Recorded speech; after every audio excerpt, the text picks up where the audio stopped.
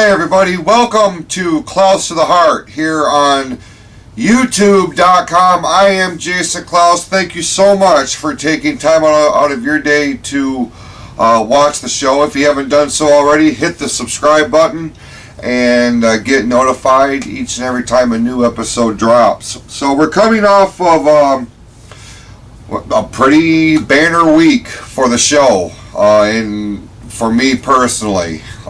We did Close to the Heart Live on ONTV this past Friday night. It is now available on demand. If you weren't able to catch the live broadcast, you can watch the show in its entirety. Just go to YouTube, search for Orion, ONTV, and it's one of, if not the top video on their wall right now. So if you haven't done so already, check it out. I would love to hear your feedback on it. I've gotten a lot of feedback, more so than I had anticipated, and so much in fact that I decided I wanted to print a couple of the emails off that I got and share them with you this week. So I have a couple of emails I'm going to read. The positive feedback has been off the charts, and I said it on the show, I say it all the time on here, on this channel, how much I appreciate your support. And it seems like the interest in the show and the different topics that we cover is really starting to gain some traction. And especially with the ONTV thing, I mean, we were able to reach out to a whole new area, that may not have been aware of the show. And we've gotten a few new subscribers along the way, and, just the feedback has been incredibly positive for the most part. So I just want to say thank you. I say it all the time. I know it kind of becomes redundant, but I am a firm believer that you show appreciation for people like you who take time out of your day, busy day, I have no doubt, to watch the show. And with working with ONTV, it was kind of a culmination of a couple different dreams and goals that I had. And Joe Johnson spearheaded the whole project, with the Close to the Heart Live on ONTV show. And not only was I allowed to have a platform to try a talk show type of format, something completely out of the box from what we have been doing here on YouTube, or a far cry from the stage show that we did at the Fisher Hall in Frankenmuth. But he also turned the audio portion into a podcast, and anybody who knows me on a personal level knows what a big fan of podcasts that I am. A specific genre, I know there's at this point thousands and thousands of different podcasts available. Mine are geared more towards professional wrestling and the history and the backstories of the major angles and the superstars and things of this nature of when I was a kid. And I love podcasts, so the fact that they were able to take the audio from the TV show and turn it into an actual podcast, man, I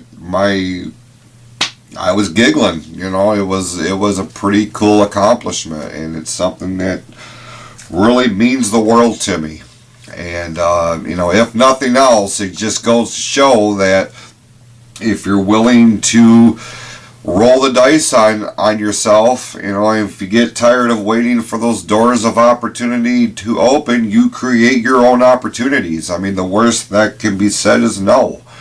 I'm very fortunate and blessed to have a outstanding business relationship with ONTV and the fine people that work for that organization. So we are going to do another one. We're going to have Aaron Reeves back on the show so he can finish his tale. And my God, like I said, I wasn't sure how much detail he was going to delve into, but once he started going, man, I was like, whoa, we're going to need more time for this, because we didn't even get to the part of the challenges that he's enduring now. You take the previous issues out of the equation, and it's all on that first episode. So if you haven't watched it yet, I would appreciate you taking a look at it, because I think with Aaron's story and with Jordan Scavone as my first guest on there to talk about his books that he's written, I think you will be impressed by these two men and their drive and determination, and that's really one of the things at the forefront of the show here. So with that, I want to read a couple of emails that I got, messages through the Facebook page, and I'm not going to read every word for word. I'm going to get to the point of them, and I'm not going to name the names on here. I don't have their permission. I don't even think they knew I was going to talk about this on the show this week. But a couple of these, man, really resonated, and I wanted to print them off and kind of address it, because I think number one is a shout out request, so I wanted to do that. Obviously they knew that they were going to be written or talked about on the show here, but a couple of these tackle similar situations and circumstances that some of you might be dealing with, and one is a pretty coarse, let's just say they're not a fan of the show. So we'll leave it at that. Anyway, for the personal shout out here, this was sent to me by a gentleman named Matt, who he says, "Hey Jason, I love the show. I have a buddy of mine who's having a real issue overcoming a particular challenge, and it is really hampering his," I'm paraphrasing because some of the language here is not PG. If you could give my friend John a couple of words of encouragement to pick his ass up and continue moving towards his goal. Okay. I'm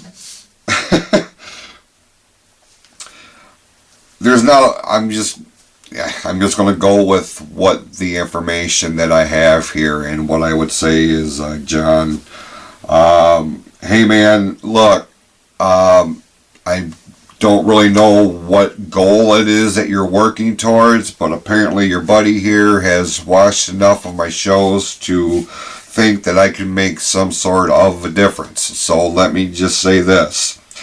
It is real easy, and I've talked about this several different times. It gets real easy to become discouraged when things aren't going your way. The fact of the matter is things are not always going to go your way. There are going to be challenges, there are going to be roadblocks, there are going to be different things that come into your path that is going to try to either halt your momentum altogether, or at least derail you for a significant amount of time. It is up to you, my friend, if you allow yourself to get knocked off the course and stay off the course. It's real easy to just say, I give up, I quit, this is too hard. But I promise you, and I've said this 1,000 times, if you continue to work for it, if you continue to believe in it, if you continue to have these dreams and these aspirations, and this is where you truly want to be, this is where your heart tells you that you want to be, you owe it to yourself to give 110%. If you give 110% and you know that you have, and you still are not making any headway, at that point and that point alone, what I start to question the route that I'm taking, and am I looking at this thing from all possible angles? Because a lot of times, wherever it is we want to go, there are different options, there are different avenues that we can take, and we make the decision every time to either go this way, that way, or over here. If this way is not working for you, maybe try this way. And yeah, you could be walking down a road of the unknown, and I understand how frightening that can be. But I'm here to tell you from personal experience, sometimes you got to say to hell with fear, use that and turn it into your motivation and start kicking down some goddamn doors. Because otherwise, you will look back at some point or another. You will look back and say, I should have done this. I should have done that. I should have tried a little bit harder. And you will ask yourself those two dreaded words, what if? Don't put yourself in a position to where you are asking yourself what if, because if you do, you have failed yourself. Do you want to fail yourself, or do you want to give it 110%? So as your buddy here says, pick your ass up and dust yourself off and continue to move forward. It's not going to happen overnight. I can almost promise you that. It's going to take some time. I know you can do it. Apparently your friends know that you can do it. Now it's time for you to know that you can do it. So hopefully that helps.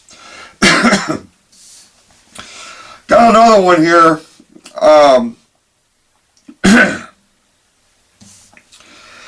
Says, what advice would you give to somebody who let their boyfriend move in with them several months ago and have yet to start paying the bills? We live in a fairly decent apartment, and the rent is not necessarily cheap. Plus, there's food and utilities, and he is not. I lost my place. He is not helping out in any way, shape, or form with the monthly bills. Yet he always has new video games, new jerseys, new hats. Okay. I've been approached with this before, and that's the only reason why I'm talking about it on the show. And it's been on both sides of the spectrum. It was the guy complaining about the girl moving in and not doing anything, and then the girl complaining that the guy's moving in and they're not doing anything. Here's the deal. Regardless of what you are, if you are moving into a common dwelling with another individual, whether it be your boyfriend, your girlfriend, roommate, whatever the case may be, if you are if you are both living in one space that requires monthly bills to pay for it, your rent, your water bill, your electric bill, your cable bill if you go that route, all the things that come into living on your own, not to mention the food bill. Now, I can see, I mean, I understand, man. I understand the frustration. There was a time where I was the cause of that frustration, but I very quickly realized the error of my ways and knew that if I wanted to be an adult, I needed to act like one. Bypassing your share of the bills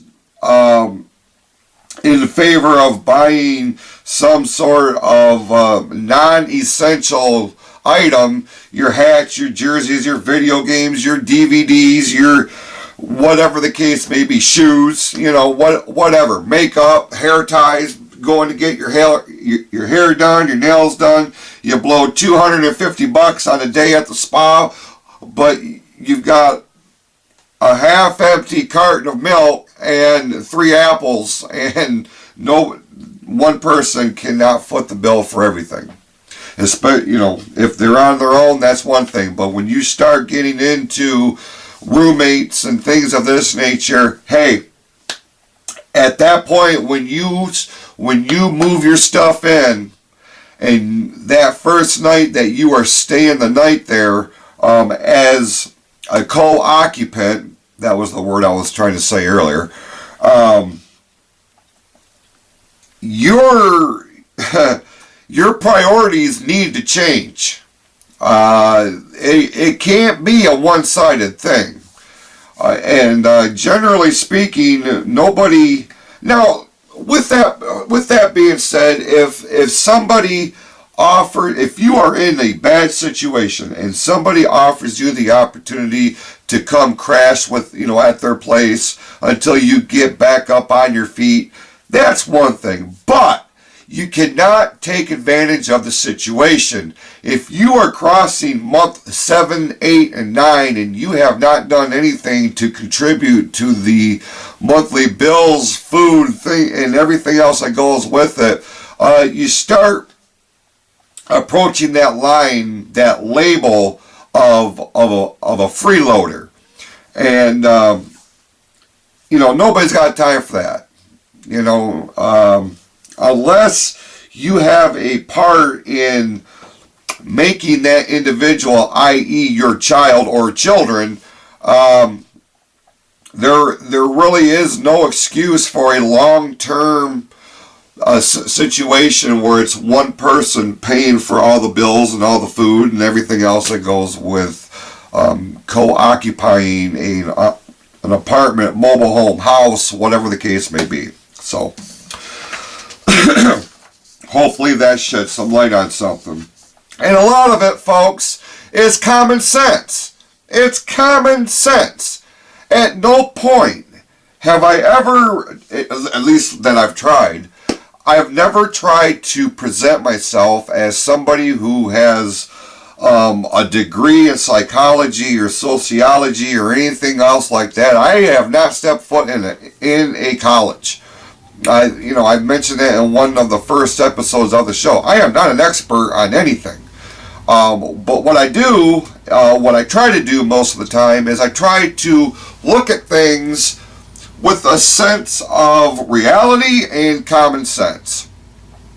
And I find in my personal life, in my situation, when you apply common sense, everything else just kind of falls into place where it may.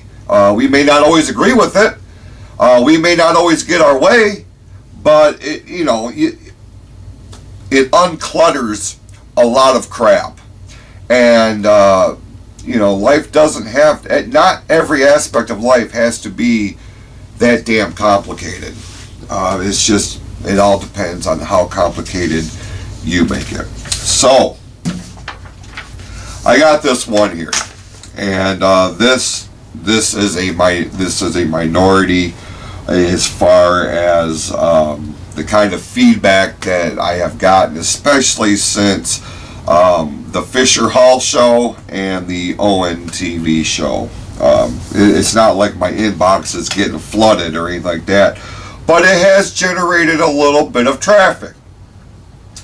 This particular individual, and I'm not going to glorify him by mentioning his name, but he's going to know real quick that this is his email if he hasn't figured it out already.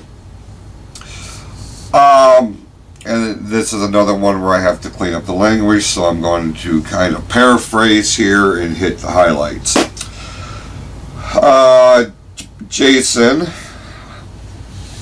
whoever thought giving you a TV show should be strung up by their ankles and beaten with a stick? Who thought it was a good idea to give you your own show? You have a hard enough time talking as it is on YouTube, where it is no doubt taped. So what makes you think that you have the capability of doing live TV? I felt bad for your guests who had to sit there through your stuttering issues and everything else that went wrong with the show. And what makes you an expert on anything? Nobody should ever come to you with any questions that deals with anything of importance other than stupid pro wrestling. Okay, I'm just going to leave it at that, because the more I read it, the more aggravated I get. And I just touched on a part of it. I never said I was an expert on anything, not even stupid pro wrestling. As far as attacking me for my stuttering issues, really, I mean, I could sit here and just get irate, pissed off about it. But what good is that going to do other than make my heart pump harder than it should and raise my blood pressure? Fact of the matter is, that kind of comment does not mean jack shit to me. The fact of the matter is that demonstrates to me what kind of individual you are at your core, and that is somebody that I do not have time for in my life. Nobody said that you had to watch the show. And as far as making my guests have to sit through my stuttering issues, both of those individuals have known me for quite some time, and they are very much aware of my speech impediment and worse cases that I've had in dealing with it than what you saw on ONTV. As far as whose idea was it to put me on TV, here's a newsflash. It was a collaborative effort by myself and Joe Johnson and the rest of ONTV. We thought it might be something that we could share, different people's inspirational stories for. Something to give them a new outlet, some sort of new format to be able to share their personal stories of triumph and tragedy and struggle and redemption. Probably all the stuff that an individual with this kind of frame of mind makes fun of on social media. Again, the kind of people that I have no time for, nor do I have any amount of respect for. Here's the thing. I can't help it that I have a speech impediment. It's not nearly as bad as what it used to be. I have found a way to kind of work around it, but hey, I'm a human being, and I have my flaws. I have a lot of flaws. The speech impediment just happens to be one that is at the forefront, because I had decided to put myself out on a public forum, knowing what kind of speech issues that I had. But the people that like me, the people that follow the show, the people in my life, in my inner circle, my friends and my family, they aren't turned off and they aren't bothered by the fact that sometimes I don't speak well. It's, that has nothing to do with who I am as a person. It's just a very small layer of what I think I am and what I think I can bring to other people. See, I could sit there all day long and post memes and stupid ass emails like this to try to hurt somebody's feelings, to try to cut them down, when I know that they are trying to compensate for their own shortcomings. So picking on somebody else makes them feel better, makes them feel bigger, makes them feel like a man.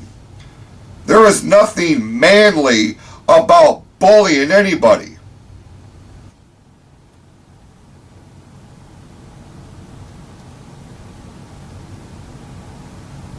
I could tell by the way that this is written that this individual was of an adult age, maybe physically, but you got the mentality of a spoiled 9-year-old, and I have no time for people like that. Now, I appreciate everybody's feedback, and I want everybody's feedback. The good, the bad, that's how I know what works and what doesn't. We get rid of what doesn't, we focus on what does. Because I can't change what I did in the past. All I can do is learn from any mistakes that I made in the past and try not to repeat them for the future shows. That's making progress. So while you're stuck in neutral, probably in your parents' basement, I am going to continue to move forward. And I'm going to continue to try to shed positivity to people's lives who may be in a bad way. To make them feel like, to let them know they are not alone. That there is somebody rooting for them, even if it's just one person. With that being said, I certainly appreciate those of you who support the show. I'm sorry I went off on a little rant like that, but I could feel myself starting to get really fired up about it. And I refuse to let that kind of thing ruin my day. So, with that being said, I appreciate you tuning in to this week's episode. And, if you have any questions, comments, I promise I won't out you. That's going to be the last time that, unless something significant comes up, that'll be the last time I focus on anything like that on the show. So, if somebody needs a shout out, word of encouragement, you have an idea for the show, or if you want to be a guest, or you know somebody who has an awesome, inspiring story that should be shared, and they want to be a guest on the live show on ONTV, drop us an email, klaus2theheart@gmail.com, or find us on Facebook at Klaus to the Heart. So with that being said, thank you so much for tuning in this week, and we will see you next week right here on Klaus to the Heart.